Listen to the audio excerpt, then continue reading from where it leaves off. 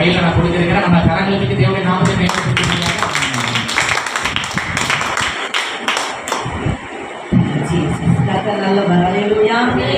சந்தோஷமா இருக்கிறானே. ஆமா, உங்களை போல உற்சாகமா இருக்கிற ஆட்களை இந்தியாவுல எங்கேயுமே பார்க்க முடியாது. ஆமாவா இல்லையா? சந்தோஷமா சொல்லுங்க. சும்மா சும்மா சொல்லுங்க, சீரியஸா சொல்றேன். அல்லேலூயா. இந்த அனல்பாடுற இந்த வயதுல இந்த சூழ்நிலை வேலையெல்லாம் போட்டுக்கிட்டு உற்சாகமா தேவ சமூகத்துல வந்திருக்கிறீங்க பாத்தீங்களா? கர்த்தர் உங்களை நிச்சயமாகவே ஆசீர்வதிப்பா. ஆமென். அக்கா உங்க பிள்ளைங்களை காணல, டியூஷன் போயிருக்கிறாங்க. வர வச்சிருக்கனால ஆமா, அவங்களுக்கு பிரைஸ் எல்லாம் கொண்டுட்டு வந்துருக்கிறோம். பைபிள் படிக்க ஆரம்பிச்சிருக்கிறாங்க. வந்துடுவாங்களா? வந்துடுவாங்க. ஓகே, கர்த்தர் நல்லவர். 7 பிள்ளைங்க அன்னைக்கு வந்துருக்காங்களே. ஓகே, அனைவருடைய முகங்களை எதிர்பார்த்தோம். ஆனாலும் கர்த்தர் அழைத்து வந்த உங்களை நினைத்து நான் கர்த்தருக்கு மகிழ்கிறேன்.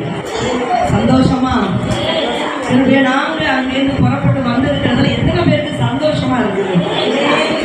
எப்படி உங்களை பார்த்ததுல எங்களுக்கு ரொம்பவே சந்தோஷமா இருக்கு.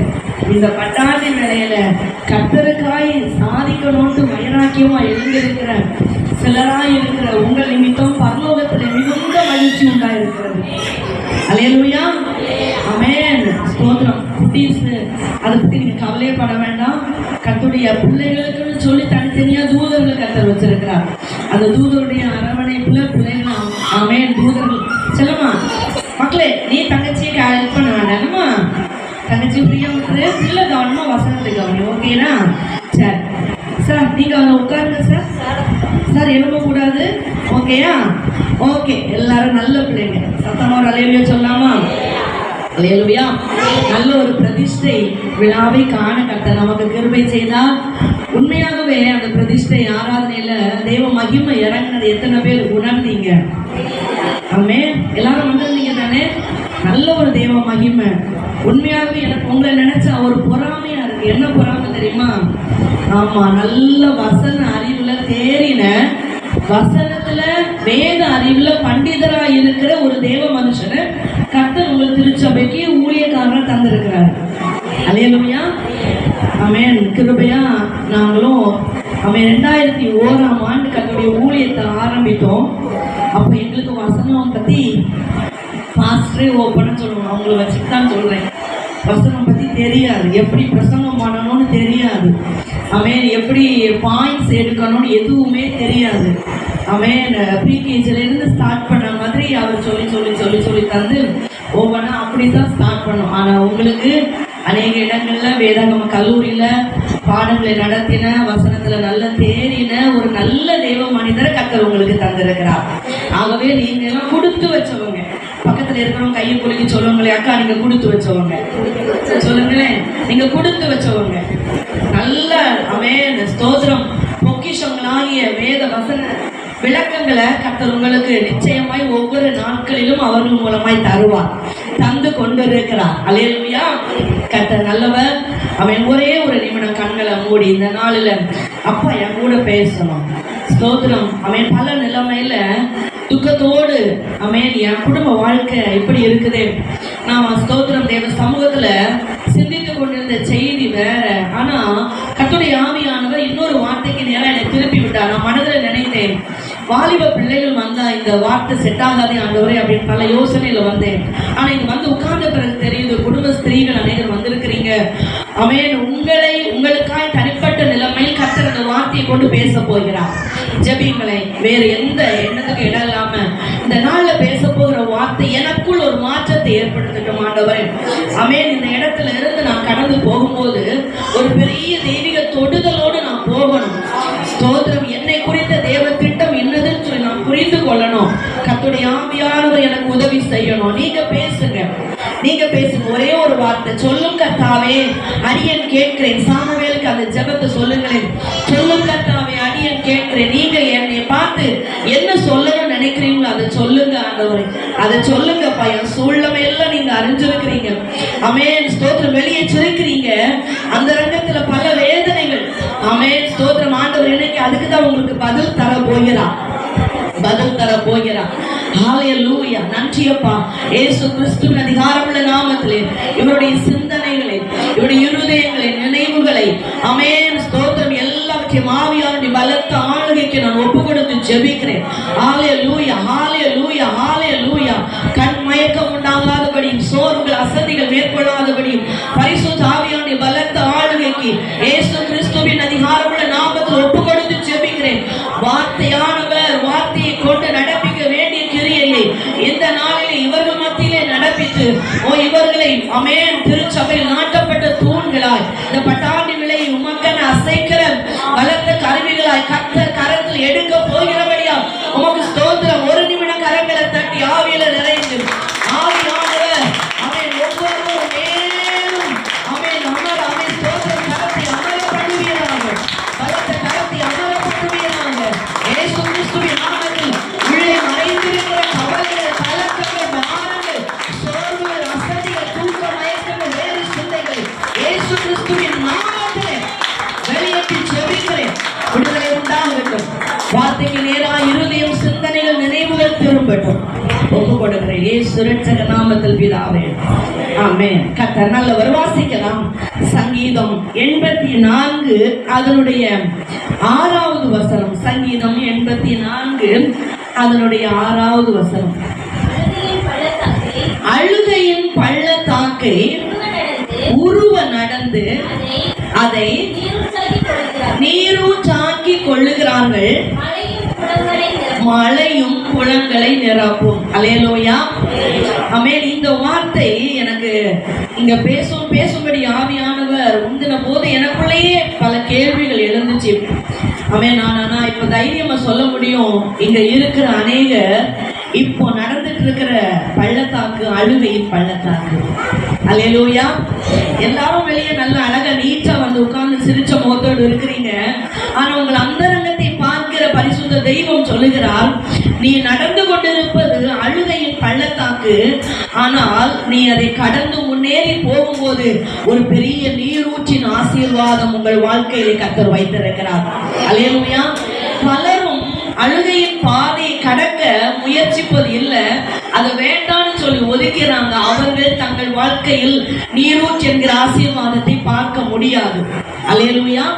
ஆனா ஸ்தோத்திரம், வேதத்துல பிரசங்கி 3ஆம் அதிகாரம் 4வது வசனம் இப்படியாய் சொல்லுகிறது, அழ ஒரு காலம் உண்டு, நகைக்க ஒரு காலம் உண்டு, புலம்ப ஒரு காலம் உண்டு, நடனம் பண்ண ஒரு காலம் உண்டு. அல்லேலூயா. அப்படின்னா ஆமென் ஸ்தோத்திரம். உங்க மனதுக்குள்ளேயே ஒரு கேள்வி, நான் எவ்வளவு காலமா அழுதுட்டே இருக்கிறேன், என் அழுகைக்கு ஒரு முடிவே வராதா?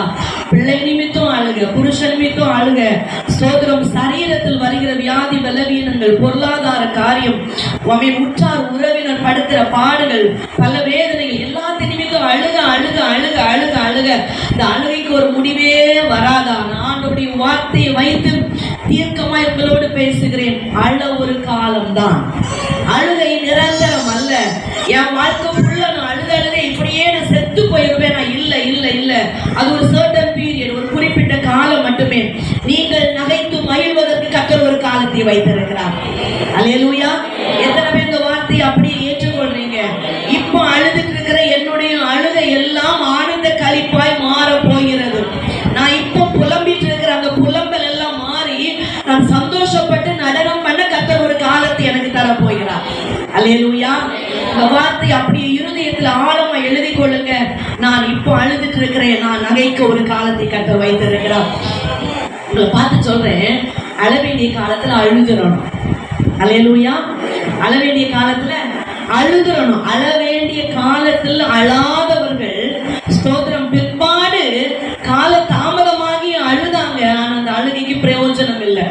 ஏசாவை குறித்து வசனம் சொல்லுகிறது, ஏசா அழ வேண்டிய காலத்துல அழல, பிற்பாடு மனஸ்தாபப்பட்டு அழுதான். எபிரேயர் 12:17 சொல்லுகிறது, பிற்பாடு ஏசா ஆசீர்வாதத்தை சுதந்தரித்துக் கொள்ள விரும்பியும் ஆகாதவன் என்று தள்ளப்பட்டதை அறிவீர்கள். அவன் கண்ணீர் விட்டு கவலையோடு தேடியும் மனமாறுதலை காணாமற் போனான். எபிரேயர் 12:17 வசனம் குறித்து வைத்துக் கொள்ளுங்க. தயவா எல்லாரும் என்னை உற்று கவனிங்க. கர்த்தர் நல்லவர். ஆமென். அழ வேண்டிய காலத்தில் அழாத ஏசா பிற்பாடு ஸ்தோத்திரம் எல்லாம் போன பிறகு அழுதான், பலன் இல்லை.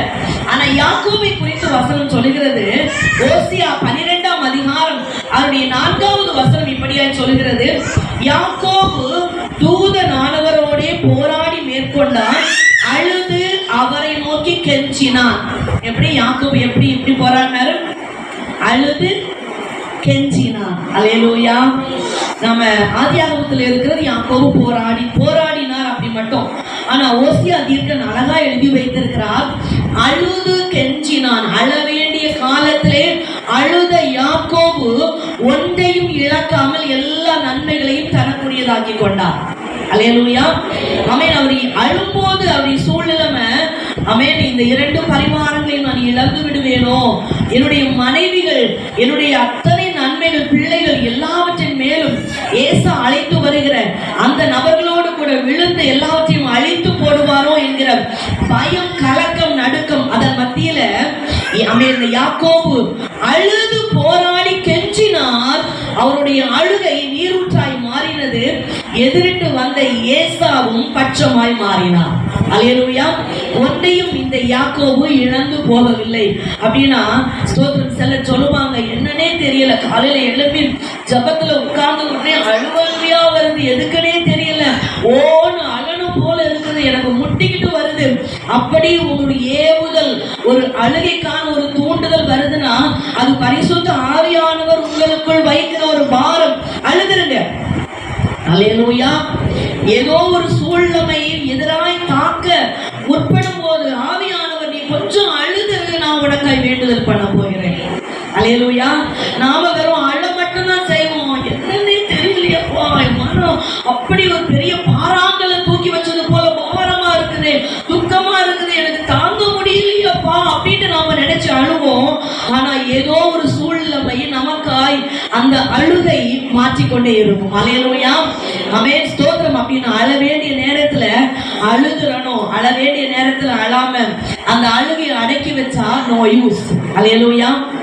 அழுகிறவங்களை உலகம் பலவீனர்கள் அப்படின்னு சொல்லும். சும்மா அழுகிறவங்களை எடுத்ததுக்கும் அழுகிறவங்களை உலகம் என்ன சொல்லும்? ஆமா, தொட்டாச்சு நீங்க, சும்மா மூஞ்ச தூக்கி வச்சுக்கிட்டோம். ஆனா பைபிள் என்ன தெரியுமா சொல்லுதுங்க?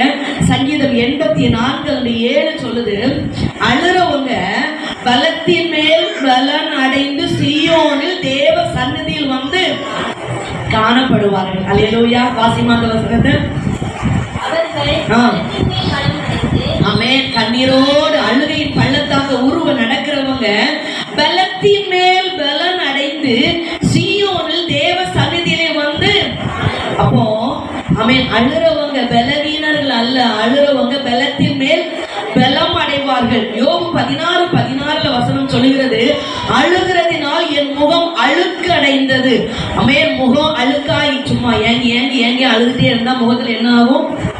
அப்படியே ஒரு மாதிரி போடு மாதிரி விழுந்து முகம்லாம் அழுக்காகும். இல்லையா? உப்பு தண்ணி தானே, கண்ணீர் என்ன டேஸ்டா இருக்கும், உப்பு தண்ணி தானே, அப்படியே படிச்சு ஒரு மாதிரி ஆயிடும்.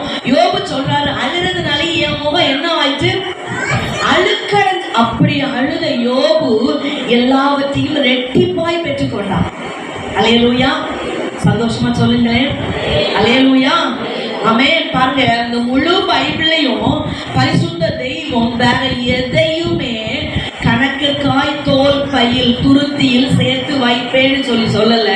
இந்த முழு வேதாகமத்துல எனக்கு தெரிஞ்ச வரையிலையும் நாம வடிக்கிற கண்ணீரை கணக்கிற்காய் தோல் பையில் துருத்தியில் சேர்த்து வைப்பேன்னு சொல்றாரு. அல்லேலூயா. சகோதரி, நீங்க வடிக்கிற ஒவ்வொரு கண்ணீரும் அப்பாவுடைய துருத்தியில் இருக்குது. நம்புறீங்களா?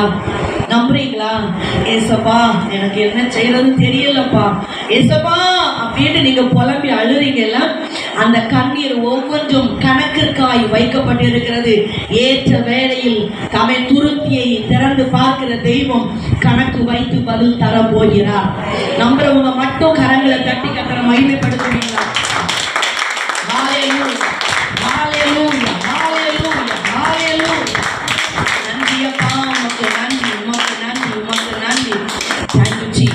லூக்கா சுவிசேஷம் 7ஆம் அதிகாரம் அவருடைய 38வது வசனத்துல அவன் ஒரு சகோதரியை குறித்து வசனம் சொல்லுது பாருங்க.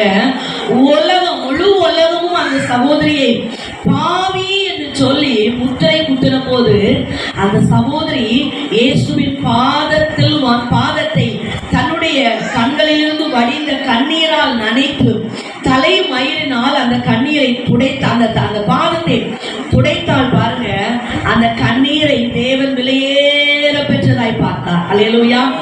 அந்த வடித்த கண்ணீரின் நிமித்தம் அவருடைய சகல பாவங்களும் அவளுக்கு மன்னிக்கப்பட்டது. எத்தனை பேர் கவனிக்கிறீங்க? அமேன். அவள் அமேன் வந்து நின்றுக்கிட்டு, நான் ஒரு பாவியான ஸ்திரீ, நான் இதெல்லாம் தப்பு பண்ணிட்டேன்ப்பா அப்படின்லாம் கூட வாய் திறந்து சொல்லல. உள்ளத்துல அந்த நினைவு இருக்குது, நான் எப்படி ஆண்டவருக்கு பிரியமில்லாம வாழ்ந்துட்டேன், நான் என்னை படைத்த தெய்வத்தை எப்படியெல்லாம் நோகடிச்சுட்டேன், நான் எப்படியெல்லாம் என் மனமும் மாமிசம் விரும்பினதெல்லாம் செய்துட்டேன் அப்படிங்கிற எண்ணம் உள்ளத்துக்குள்ள இருக்குது. வாய் திறந்து சொல்லல, கண்ணீர் வடிக்கிறாள். அந்த கண்ணீரே அத்தனை காரியத்தையும் அவருக்கு தெரியப்படுத்திட்டு. அல்லேலூயா. அப்படின்னா ஜெபத்துல உங்களுக்குள்ள குற்ற உணர்வு மேலோங்குதா, ஏதோ ஒரு பாவ பாரம் உங்களை அழுத்துதா, வாய் திறந்து சொன்னா பக்கத்துல இருக்கிறவங்க புருஷன் ஏதாவது தப்பா நினைப்பாங்க, பிள்ளைங்க தப்பா நினைப்பாங்க, அப்படி ஏதாவது ஒரு எண்ணம் உங்களுக்குள்ள வருதா, உள்ளத்திற்குள்ள அந்த நினைவை வைத்துக் கொண்டு உங்களை அழுத்துகிற அந்த குற்ற உணர்வுகளை மனதில் வைத்துக் கொண்டு தேவ சமூகத்துல கண்ணீர் வடியுங்க. அவள் போகும்போது பாவியாய் போகவில்லை, பரிசுத்தவாட்டியாய் போனாள். அல்லேலூயா. அது எந்த ஒரு காரியமா இருந்தாலும் பாருங்க, ஆமென், ஆண்டவர் அவளை எல்லாருக்கும் முன்னாடி தூக்கி நிறுத்தி கனம் பண்ணினார். இவள் என்னிடத்துல ஆமென் விசேஷமானது செஞ்சிருக்கிறார், நல்லதை செஞ்சிருக்கிறார் அப்படின்னு சொல்லி ஆண்டவர் அந்த இடத்துல அப்ரிஷியேட் பண்றாரு. அல்லேலூயா. ஸ்தோத்திரம். ஆமென். சங்கீதம் 126 அதனுடைய 5-6 வசனங்கள் இப்படியாய் சொல்லுகிறது. நம்ம எல்லாருக்கும் தெரிந்த வசனம், கண்ணீரோடு விதைக்கிறவர்கள் கம்பீரத்தோடு அறுப்பார்கள், அள்ளி தூவும் விதையை சுமந்து செல்கிறவன் கண்ணீரோடு சுமந்து செல்வான், ஆனாலும் அவன் அறுத்த அரிகளை சுமந்து கொண்டு, சொல்லுங்க எல்லாரும், கம்பீரத்தோடு திரும்பி வருவான். அல்லேலூயா. ஆமென். இந்த இடத்துல கண்ணீரோடு விதைக்கிறவன் அப்படின்னு சொல்லப்பட்டிருக்கு. நான் இந்த வசனத்தை எப்படி எடுக்கிறேன் அப்படின்னா, ஆமென், கண்ணீர் ஒரு விதைக்கு ஒப்புமை. அல்லேலூயா. வேதத்துல வசனம் விதைக்கு ஒப்புமை, ஆமென், இப்படி பல காரியம் விதைக்கு ஒப்புமையாய் சொல்லப்பட்டிருக்கிறது. ஆனா இந்த நாள்ல உங்களோடு கூட பேசும்படி ஆவியானவர் எனக்குள் இட்ட வார்த்தை, நாம வடிக்கிற கண்ணீர் ஒரு விதை. சொல்லுங்க, கண்ணீர் என்ன? ஒரு விதை. அப்போ இந்த கண்ணீராகிய விதையை விதைப்பதற்கு ஒரு காலம் உண்டு என்று சொன்னால், அந்த விதைத்த கண்ணீர் என்கிற விதையை பலனாய் அறுவடை செய்ய ஒரு காலத்தை கர்த்தர் வைத்திருக்கிறார். ஆமென். நான் சொல்ற வார்த்தை நீங்க வேணா எழுதி வைத்துக் கொள்ளுங்க. இன்னைக்கு இந்த நாட்கள்ல நீங்க யார் யாருக்கா எந்தெந்த காரியங்களுக்கா எந்தெந்த சூழ்நிலை நிமித்தம் அழுது கொண்டிருக்கிறீர்களோ, சில காலங்கள் உங்களை விட்டு கடந்து போகும்போது நீங்க திருப்பி பார்த்தா அந்த எல்லா காரியத்திலும் மிகப்பெரிய மாற்றம், ஒரு கம்பீரமான ஒரு சந்தோஷம் உங்களுக்கு உண்டாகும்படி கர்த்தர் செய்திருப்பார். அதற்கான ஒரு காரியம் என்னன்னா, நீங்க இந்நாட்களில் வடிக்கிற கண்ணீர். அல்லேலூயா. ஊழியக்கார பிள்ளைகளும் கண்ணீர் வடித்துட்டே இருக்கிறாங்க பல காரியங்களுக்காய். ஆமென். இந்த ஊர் ரட்சிக்கப்படணும், ஊழியத்தில் ஒரு வளர்ச்சி உண்டாகணும், ஆத்தும அறுவடை உண்டாகணும். எழுதி வைத்துக் கொள்ளுங்க. நீங்க எந்தெந்த குடும்பத்திற்காய் எந்தெந்த காரியங்களுக்காய் கண்ணீரோடு நீங்கள் இந்த நாட்கள்ல கண்ணீரை விதையாய் விதைக்கிறீர்களோ, அவை எல்லாவற்றிற்குமான பலன் அதி சீக்கிரத்தில் கர்த்தர் உங்கள் வாழ்க்கையிலே தரப்போகிறார், ஊழியத்திலே தரப்போகிறார். அல்லேலூயா. சந்தோஷமா சொல்லுங்களேன். விதையை விதைக்கிறவனுக்கு எப்படி ஒரு நம்பிக்கை நிச்சயம் இருக்கிறதோ, அவன் விதைய ஒரு பையில அப்படி தூக்கிட்டு போகும்போது, ஆமென், ஒரு ஸ்தோத்திரம் கடவாப்பட்டி மாதிரி வச்சிருப்பாங்க, அதுல தூக்கிட்டு போகும்போது அவனுடைய நம்பிக்கை என்ன? நான் விதைப்பேன், எனக்கு ஒரு நாள் ஆமென் விதை வராது, எனக்கு பலன் கிடைக்கும். அல்லேலூயா. அதே போல கண்ணீரை விதைக்கிறோம்னா திரும்ப ஒரு நாள் கண்ணீர் பலனாய் வராது. ஆமென். ஸ்தோத்திரம். விதைக்கிறதற்கு எவ்வளவு பல மடங்காய் நன்மை திரும்ப வருகிறதோ, நீங்க வடிக்கிற கண்ணீர் கொஞ்சமா இருக்கலாம், பல மடங்கு மேன்மையான அறுவடையை, மேன்மையான நன்மையை, மேன்மையான ஆசீர்வாதங்களை தருவதற்கு என் தேவன் ஆமென் மாறாதவராய் இருக்கிறார். நம்புறவங்க மட்டும் கரங்களை தட்டி தேவனை மகிமைப்படுத்துங்கள். ஹalleluya. ஹalleluya. நன்றி நன்றி நன்றி நன்றி நன்றி நன்றி நன்றி நன்றி. இனிதான் முக்கியமான செய்திக்குள்ள கடந்து போக போறோம். ரொம்ப கவனமா கவனிங்க. ஸ்தோத்திரம். ஆமென். சீக்கிரத்துல சுருக்கமா முடிச்சிருவேன். நல்ல செய்தியோடு தேவ மனுஷன் காத்திருக்கிறார். அல்லேலூயா. ஆமென். விதையாகிய கண்ணீர் மிக மிக விலையேற பெற்றது. ஆமென். அதிகமாய் நமக்கு பலனை பதிலை தருவதற்கு வல்லமை உள்ளது இந்த கண்ணீர் என்கிற விதை. அல்லேலூயா. ஸ்தோத்திரம். மத்தேயு, நீங்க புரட்ட வேண்டாம், குறித்து வைத்துக் கொள்ளுங்க. மத்தேயு 13ஆம் அதிகாரத்தில் விதைக்கிறவனுடைய உவமை எழுதப்பட்டிருக்கிறது. இயேசு கிறிஸ்து தன்னுடைய வாய்மொழியாய் சொன்னதான ஒரு உவமை அங்கே இருக்கிறது. விதைக்கிறவன் ஒருவன் விதைக்க புறப்பட்டான். அவன் விதைக்கையில் சில விதைகள் வழி அருகே விழுந்தது, சில விதைகள் கற்பாறையில் விழுந்தது, சில விதைகள் முள்ளுள்ள நிலத்தில் விழுந்தது, சில விதைகள் நல்ல நிலத்தில் விழுந்தது. ஆமென். அதுல எந்த நிலத்துல விழுந்த விதை பலனை கொடுத்துச்சு? மற்ற விதையெல்லாம் ஒண்ணுக்கும் பிரயோஜனம் இல்லாம போயிட்டு இல்லையா? ஸ்தோத்திரம். விதையில் மாற்றம் இல்லை, விதை எல்லாம் சேர்ந்தான், எல்லாம் ஒரே சைஸ், ஒரே போல உருவாக்கப்பட்டதான் விதைகள். ஆனா விதைக்கப்படுகிற இடத்தை பொறுத்து பலன் உண்டாகிறது. அல்லேலூயா. அப்படின்னா இந்த காரியத்தை வைத்து ஆண்டவர் உங்களுக்கு இந்த நாள்ல என் மூலமாய் சுருக்கமாய் கற்றுத்தருகிற வார்த்தை, முதலாவது நிலம், வழி அருகே உள்ள நிலம். உங்கள் ஆமென் ஸ்தோத்திரம். ஒரு விஞ்ஞான பூர்வமாய் ஒரு காரியம் உண்டு. என்ன அப்படின்னா, ஆண்களுக்கு கண்ணீர் பை ரொம்ப தூரத்துல இருக்கலாம், பெண்களுக்கு கண்ணீர் பை அருகில ரொம்ப பக்கத்துல இருக்கலாம். நான் இதை ஃபர்ஸ்ட் டைம் வந்தப்ப சொல்லியிருப்பேன்னு நினைக்கிறேன். அவன் ஞாபகம் இல்ல. அவன் ஆண்களுக்கு கண்ணீர் பையுடைய அளவும் ரொம்ப சின்னதா, பெண்களுக்கு கண்ணீர் பை அளவும் பெரியது. அதனால நமக்கு பொசுக்குன்னு கண்ணீர் வருது. எடுத்ததுக்கும் கண்ணீர் வடிக்க வேண்டாம், காரியத்திற்காய் கண்ணீர் வடித்து பாருங்கள். அந்த கண்ணீருக்கான பதில் மிக பெரியதா இருக்கும். ஏன் தெரியுமா? ஆண்டவர் புத்தி உள்ள ஸ்திரீ வீட்டை கட்டுகிறாள் என்று சொல்லி எழுதி வைத்திருக்கிறார். கண்ணீர் பைய பெருசா வச்சிருக்கிறாருங்க. தேவையில்லாம எனக்கு பட்டு புடவை வாங்கி தரலனா அப்படின்ட்டு அழாம, ஆமென், எனக்கு இந்த செயினை வாங்கி தரலனா அப்படின்ட்டு எல்லாம் அழாம, நீங்க அப்படிலாம் அழக்கூடிய ஆள் மாதிரி தெரியல. நீங்க எல்லாரும் பத்திரமாத்து தங்க மாதிரி ரொம்ப நல்லவங்களா இருக்கிறீங்க. ஆமாவா இல்லையா? ஆமாவா இல்லையா? ஆமான்னு சொல்லுங்களேன். சிரிக்கிறத பார்த்தா எங்களை போய் இப்படி நினைச்சுக்கீங்களே அம்மா அப்படின்னு நினைக்கிற மாதிரி இருக்கு. இல்ல, நீங்க எல்லாமே கர்த்தருக்குள்ள ரொம்ப விசேஷமானவங்க. அல்லேலூயா. அப்படி தேவையில்லாதவற்றுக்கு அழாம கர்த்தர் உங்களுக்கு வைத்திருக்கிற அந்த கண்ணீர் பையில் இருந்த ஆமென், கர்த்தர் வைத்திருக்கிற அந்த கண்ணீரை தேவை உள்ளவற்றிற்காய் விதையுங்கள். கண்டிப்பா அது பெரிய பலனை தரும். அல்லேலூயா. ஸ்தோத்திரம். கர்த்தர் நல்லவர். அப்படின்னா முதல் நிலம் நல்லா புரிந்து கொள்ளுங்க, வழி அருகே உள்ள நிலம். முதல் நிலம் என்ன நிலம்? வழி அருகே. வழி அருகே அப்படின்னா அதுக்கு என்ன அர்த்தம் தெரியுமா? நான் இந்த கண்ணீர் என்கிற விதையை ஒப்புமையாக்கி சொல்றேன். போறவங்க வர்றவங்கிட்ட எல்லாம் கதை விட்டு கண்ணீர் வடிக்காதுங்க.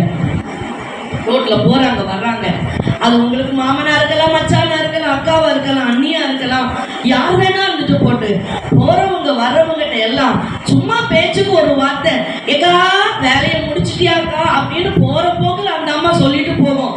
இல்லக்கா இங்க செத்த வாங்கக்கான்னு கூப்பிட்டு உட்கார வச்சு உங்க குடும்ப கஷ்டம், அவன் பண கஷ்டம், உங்க உடம்புல இருக்கிற கஷ்டம், மன கஷ்டம் எல்லாத்தையும் சொல்லி அழாதுங்க. அந்த அழுகைய சாத்தான் பட்சிகள் பட்சித்து எடுத்துக்கொண்டு போகும். அல்லேலூயா. அப்படின்னா உங்களை அவமானப்படுத்துகிற, உங்களை கேவலப்படுத்துகிற, அவன் உங்க வாழ்க்கையை நாரடிக்கிற பொல்லாத ஆவிகள், நீங்கள் போற வர்றவங்க எல்லார்கிட்டையும் உங்க காரியத்தை பேசுவீர்களே, ஆனால் அவங்க கிட்ட கண்ணீர் வடிப்பீங்கன்னா இன்னும் உங்க வாழ்க்கையை நாரடிக்கிற ஆவிகள் உங்கள் எல்லைகளுக்குள் வேலை செய்துவாங்க. அல்லேலூயா. நீங்க ஆரம்ப கட்டத்துல கர்த்தருக்குள்ள வளர்ந்துட்டு இருக்கிறீங்க. இப்போதே நீங்கள் இந்த காரியத்தை நன்கு மனதில் பதிய வைத்துக் கொள்ளணும். நம்ம கண்ணீருங்கிற அந்த விதை ரொம்ப விலையேறப்பட்டது. ஆமென். அத போறவங்க வர்றவங்க என்னக்கா என்ன அப்படின்னு கேட்டா ரொம்ப ஸ்டாண்டர்டா நல்லா இருக்கிறேக்கா, எல்லாம் முடிஞ்சிச்சக்கா, எல்லாம் ஓகேக்கான்னு சொல்லிக்கிட்டு நீங்க அமைதெல்லாம் இருந்து பாருங்க, கர்த்தர் உங்கள் கண்ணீருக்கு பதில் தருவாங்க.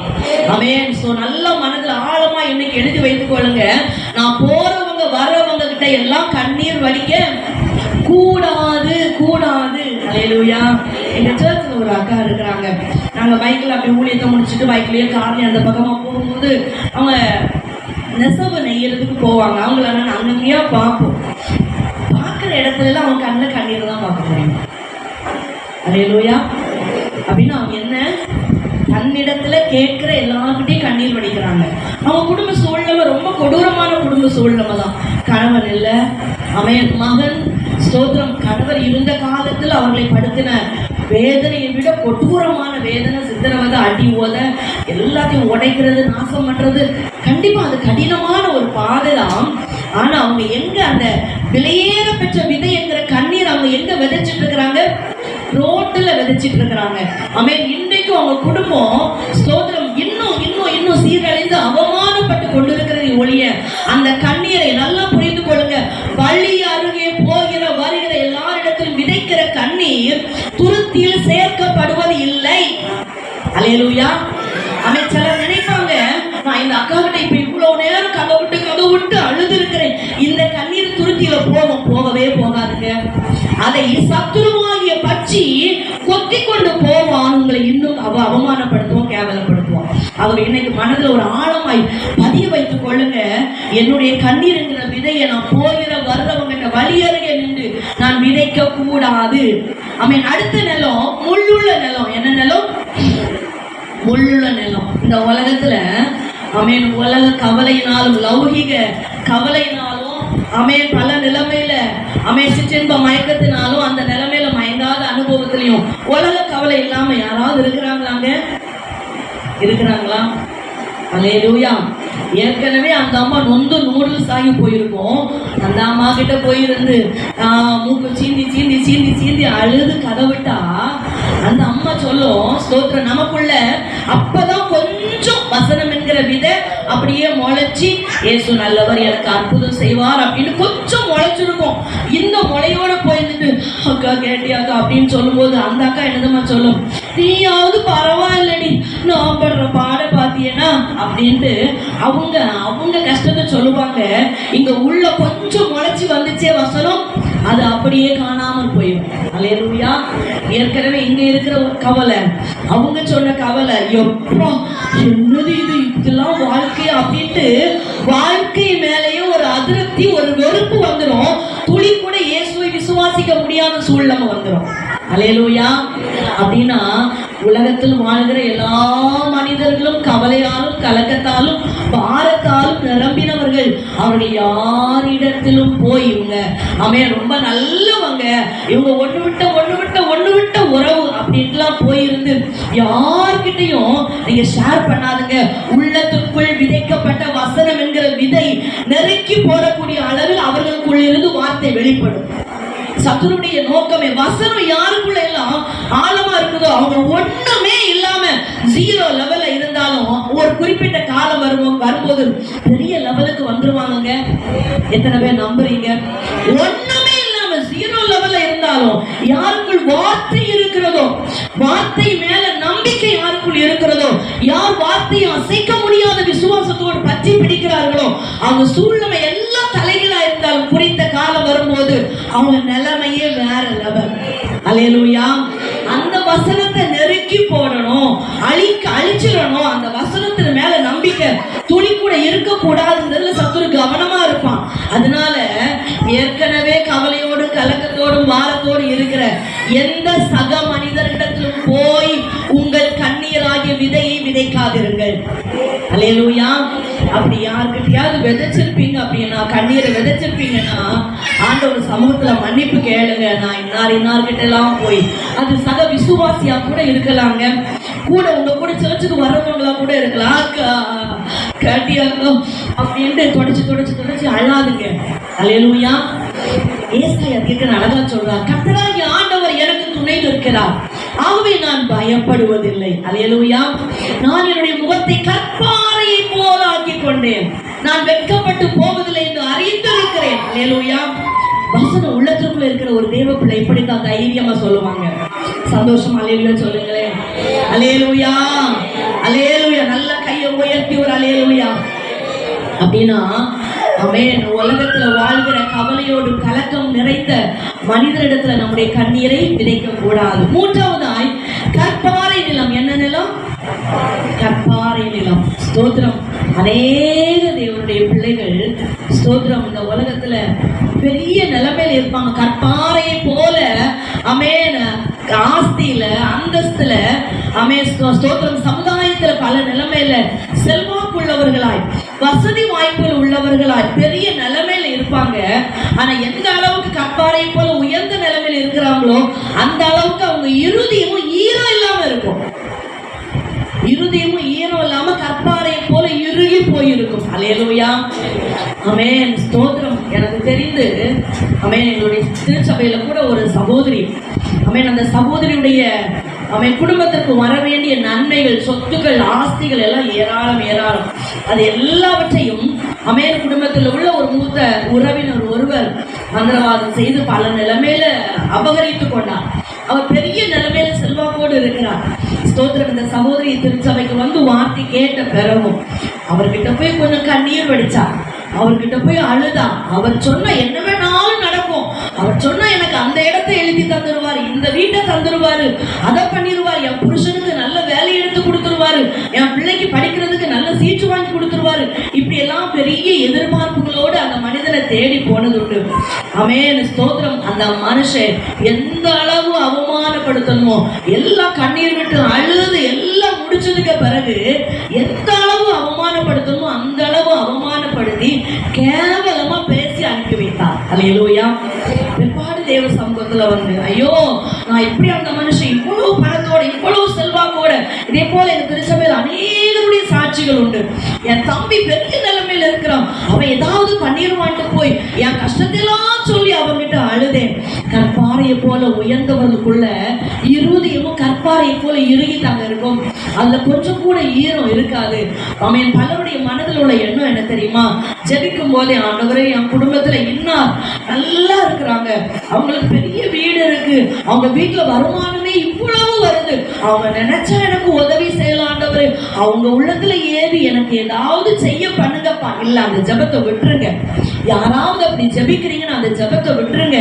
அதுக்காய் வடிக்கிற கண்ணீர் வீண். ஆமென். ஐஸ்வர்ய சம்பன்னர் உங்கள் தகப்பன். அல்லேலூயா. பூமியும் அதன் நிறைவும் என்னுடையது என்று சொன்னவர் உங்கள் சொந்த தகப்பனா இருக்கிறார். அல்லேலூயா, ஆமென். அவர் இருக்கும்போது கற்பாறையை போல உயர்ந்த அந்தஸ்துல உள்ள ஈரமற்ற அந்த மனிதனிடத்துல கண்ணீர் வடிக்காதுங்க, கண்ணீர் வடிக்காதுங்க. அது அவன் கேட்கும் போது அனுதாபத்தோடு கேட்பாங்க. நாங்க உள்ள ஈரம் இல்லாதபடினால நீங்க விதைத்த கண்ணீராகிய விதை அவர்களுக்குள் சற்றேனும் கிரியை செய்யாது. அவர்களிடத்திலிருந்து எந்த பிரதிபலனும் உங்களுக்கு வருவதில்லை, மாறாக இன்னும் கண்ணீர் அதிகரிக்கவே செய்யும். அல்லேலூயா. இப்படி இந்த 3 நிலத்துல தேவையில்லாம நீங்க கண்ணீரை விதைச்சிருப்பீங்கன்னா உங்க ஜெப நேரத்துல ஆண்டவர்கிட்ட உட்கார்ந்து சொல்லுங்க, ஆமாப்பா, நான் போறவங்க வர்றவங்க என் ஃப்ரெண்ட்ஸ் தெரிஞ்சவங்க இப்படி எல்லாம் நினைச்சு ஆமென் வழியருகே நான் கண்ணீராகி விதையை விதைச்சது உண்டு. ஆமென், ஸ்தோத்திரம். கற்பாறையில விதைச்சது உண்டு, முள்ளுள்ள நிலத்துல விதைச்சது உண்டு. இதெல்லாம் நான் விட்டுறப்பான்னு சொல்லி நீங்க ஒரு தீர்மானம் எடுத்தால் நிச்சயமாய் கர்த்தர் உங்களுக்கு இரக்கம் செய்ய போகிறார். அல்லேலூயா. நல்ல நிலம். வேதத்துல சிலர் எங்க கண்ணீராகி விதையை விதைக்கணும்னு சொல்லி தெரிஞ்சு வச்சிருந்தாங்க. தெரிஞ்சு வச்சு அந்த இடத்துல போய் கண்ணீரை விதைச்சாங்க. அவங்க வாழ்க்கையில 30, 60, 100 பலனை கண்டார்கள். அந்நாளுக்கு நல்லா தெரிஞ்சிச்சு பாருங்க. ஒரு குறிப்பிட்ட காலம் வரை வீட்டில் இருந்து அழுது கொண்டே இருந்தார். அல்லேலூயா. சக்கரத்தியால வேதனை, பெரியநாளால வேதனை தாங்கும். ஆமென். வேத சம்பவம் உங்களுக்கு தெரியும்னு நான் போயிட்டே இருக்கிறேன், தெரியும் தானே? ஆமென். கர்த்தர் நல்லவர். வீட்டுல இருந்து கண்ணீர் வடிக்கிறாங்க. ஒரு குறிப்பிட்ட நாள் வருது, அழுது அழுது அழுது ஓஞ்சேந்த அம்மா, இத்தனை காலம் கண்ணீரை நான் வீணாக்கிட்டேனே. கற்பாறை போன்ற இருதயம் உள்ள மனிதனிடத்துல ஸ்தோத்திரம் வழியருகே கொத்திட்டு போகிற பலரிடத்திலும் நான் வீணா கண்ணீராகி விதையை விதைச்சிட்டேன்னு சொல்லி ஒரு குறித்த நாள் வரும்போது அவங்க முடிவு பண்றாங்க. நேரா தேவ சமூகத்துக்கு போறாங்க. தேவ சந்நிதியில போய் வசனம் சொல்லுகிறது, அங்கே அன்னாள் மிகவும் அழுது. அல்லேலூயா. அப்படி அவங்க தேவ சமூகத்துல என்னைக்கு